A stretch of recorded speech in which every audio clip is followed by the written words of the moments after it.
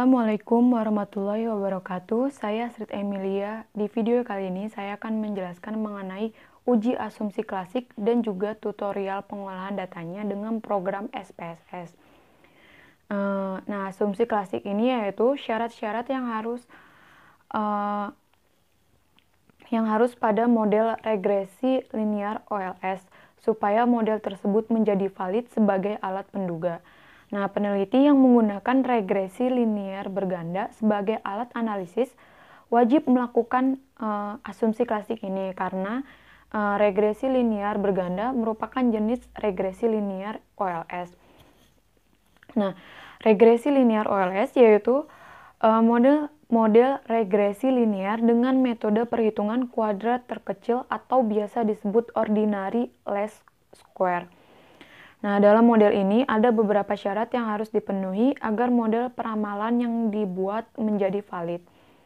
Jika syarat-syarat dipenuhi semua, maka model regresi linearnya dikatakan Bayes linear unbiased estimation atau BLEU. Nah, tahapan-tahapan agar model regresi linear OLS menjadi valid yaitu 1. Uji normalitas, 2. Uji heteroskedastisitas, yang ketiga uji multikolinearitas, yang keempat uji autokorelasi, yang kelima uji linearitas. Nah, yang pertama ada uji normalitas yaitu uji statistik yang dilakukan untuk mengetahui bagaimana sebaran sebuah data. Nah, uji ini itu dilakukan untuk melihat distribusi data dalam model penelitian. Nah, uji normalitas ini dilakukan dengan beberapa cara, diantaranya yaitu uji grafik dan uji Kolmogorov-Smirnov. Nah, di sini aku akan menjelaskan cara uji grafik dan uji Kolmogorov-Smirnov di program SPSS. Yang pertama kita coba uji grafik dulu ya.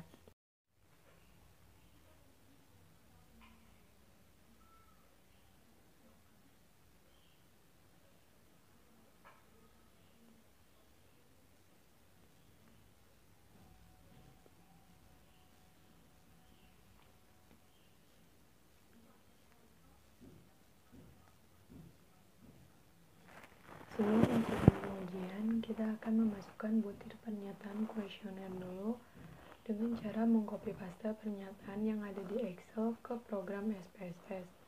Nah, di sini kita pakai skor pada setiap variabel ya.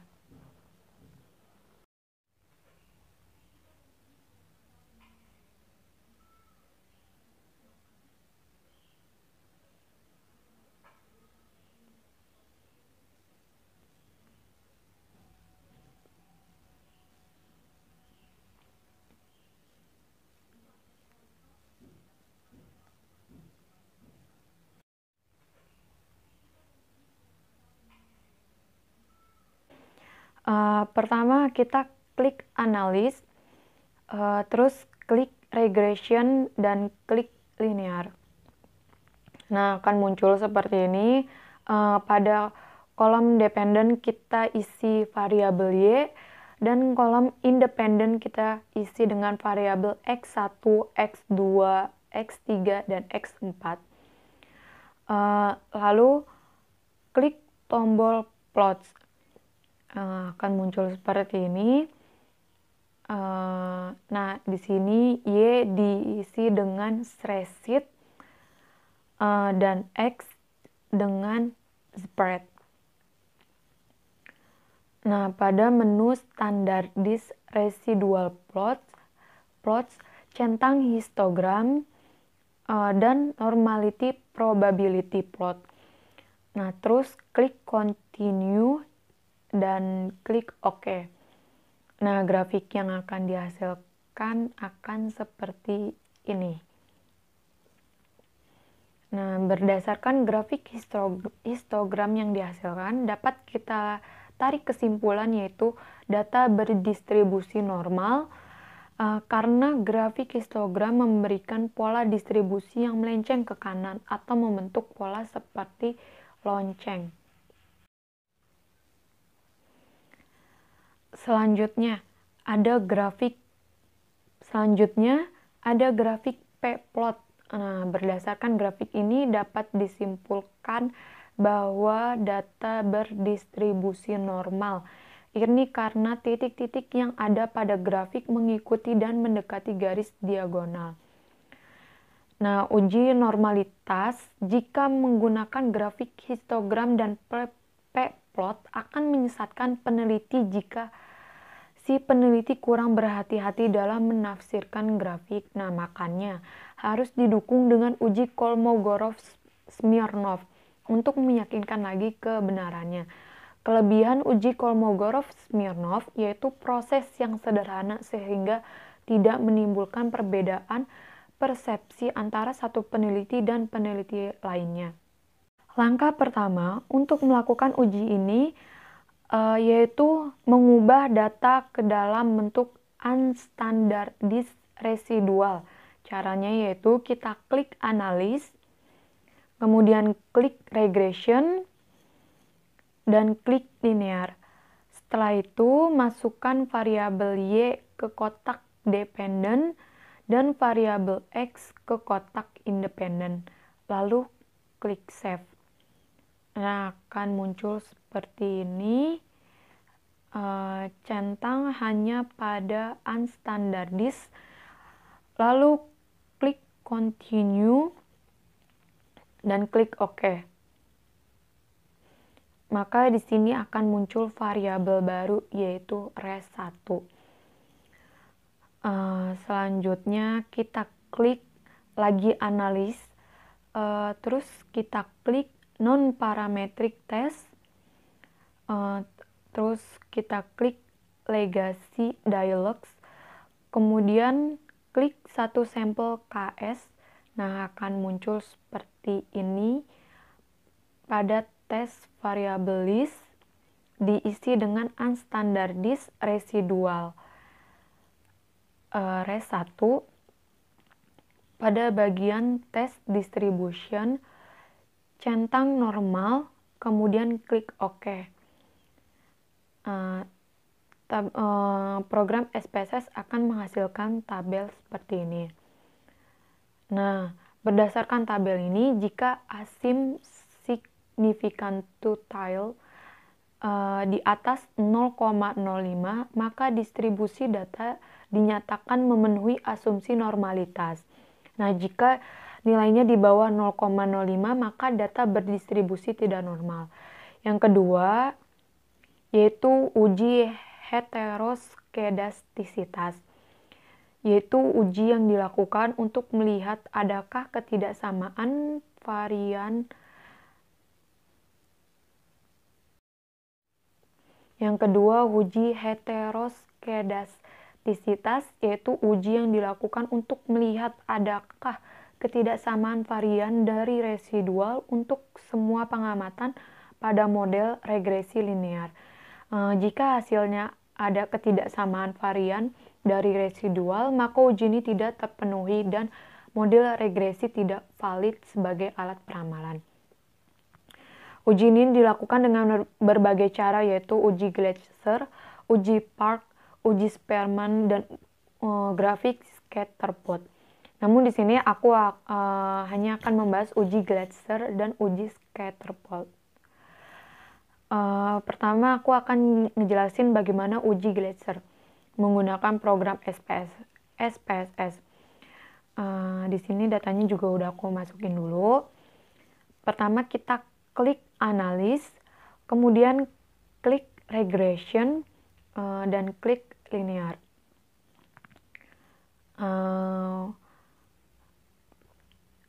Pada kotak dependent diisi dengan variabel Y, dan kotak independen diisi dengan variabel X1, X2, X3, dan X4. Kemudian kita klik save. Nah, habis itu pada kolom residual centang unstandardized, kemudian kita klik continue dan klik OK. Nah, akan muncul variabel baru yaitu res1. Setelah itu klik transform, lalu klik compute variabel, habis itu pada target variabel, ketik res2, lalu pada kolom numeric expression kita ketik abs underscore res dalam kurung res underscore 1. Kemudian kita klik OK. Setelah itu akan muncul variabel baru lagi yaitu res2. Nah, setelah itu kita klik lagi analis, terus kita klik regression, terus kita klik linear. Nah, di kotak independen keluarkan variabel Y dan diganti dengan res2. Lalu klik OK. Maka akan menghasilkan tabel seperti ini. Nah, berdasarkan tabel kesimpulan yang didapat, berdasarkan tabel, kesimpulan yang dapat kita ambil yaitu jika nilai signifikansi lebih besar dari 0,05, maka tidak terjadi heteroskedastisitas. Dapat dilihat bahwa semua variabel tidak mengalami heteroskedastisitas karena nilai signifikansinya lebih besar dari 0,05. Yang kedua, kita coba uji grafik scatter plot menggunakan program SPSS. Pertama kita klik analis, lalu klik regression, lalu klik linear. Nah, kotak dependen diisi dengan variabel Y dan independen diisi dengan variabel X1, X2, X3, dan X4. Nah, kemudian klik plots. Nah, pada kolom Y ini diisi dengan spreadsheet. Dan kolom X dengan spread. Nah, habis itu kita klik continue. Nah, akan menghasilkan grafik seperti ini. Dapat kita lihat bahwa titik-titik ini menyebar secara acak dan tidak membentuk pola tertentu. Nah, titik-titik ini juga menyebar di atas dan di bawah angka 0. Jadi dapat kita simpulkan bahwa model regresi tidak mengalami heteroskedastisitas. Yang ketiga yaitu uji multikolinearitas, yaitu situasi yang menunjukkan adanya korelasi atau hubungan yang kuat antara dua variabel bebas atau lebih dalam sebuah model regresi berganda. Nah, uji multikolinearitas ini yang aku bahas yaitu dengan melihat Pearson correlation antar variabel bebas dan nilai FIF tolerance.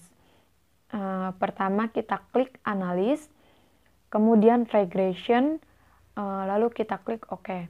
Nah, isi kotak dependen dengan Y dan independen dengan variabel X1, X2, X3, dan X4. Lalu kemudian kita klik statistik. Nah, centang pada deskriptif dan collinearity diagnosis. Kemudian kita klik continue dan klik OK. Nah, akan menghasilkan tabel Pearson correlation dan FIF dan tolerance. Pada tabel correlation menunjukkan tidak adanya nilai korelasi yang lebih besar dari 0,8.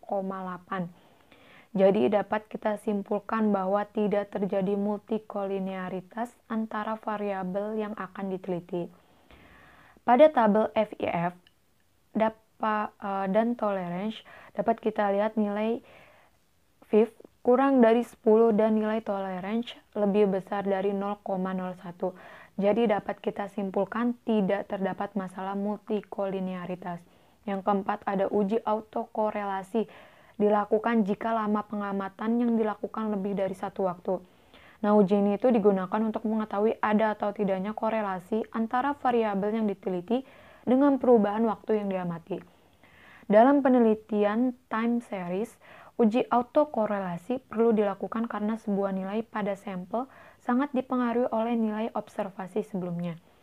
Nah, tahapan uji ini tidak bisa saya jelaskan karena contoh penelitian dengan regresi linear berganda yang dibuat tidak hanya dalam satu waktu pengamatan atau tidak beberapa tahun.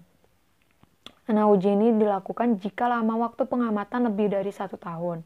Nah, yang kelima ada uji linearitas, yaitu digunakan untuk mengetahui apakah model penelitian mempunyai hubungan yang linear atau tidak. Uji ini juga tidak akan saya jelaskan karena model penelitian sudah didasari dari rumusan teoritis antara variabel dependen dengan independen yang bersifat robust dan logis yang menggambarkan adanya hubungan antara variabel independen dengan variabel dependen secara teoritis. Nah, sekian yang bisa aku jelaskan mengenai uji klasik. Semoga bermanfaat. Kurang lebihnya mohon maaf. Wassalamualaikum warahmatullahi wabarakatuh.